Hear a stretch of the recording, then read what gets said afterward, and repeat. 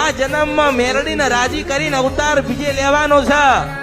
આ જન્મ આ જીવને આ શરીરના ખોડિયું છોડતા છોડતા આપણે બુટ બલાડ કે બેચરા કે કાળકાની ભક્તિ કરીને એને રાજીપો કરીને આપણે આ ધરતી ઉપરથી જવાનું. એટલે ભક્તિ બનીને ભક્તિભાઈ થઈને પછી ધરતી પરથી જજો. તમે કોઈ સામાન્ય નથી, દરેકની પાસે થોડી થોડી દેવી શક્તિ તો હોય. ભજન કરતા હોય, ભક્તિ કરતા વિશ્વાસ હોય એટલે દેવી શક્તિ તો દરેકની પાસે હોય. એ દેવી શક્તિને ઓળખવી હોય, દેવી શક્તિને જોયું હોય તો 12 થી 4 નું ભજન કરજો. સ્વયં આઈનું પીરે છે હું મેલડી છું, મને ઓળખો ને તો ઓળખાય. એટલે દરેક મારા ખૂબ આશીર્વાદ.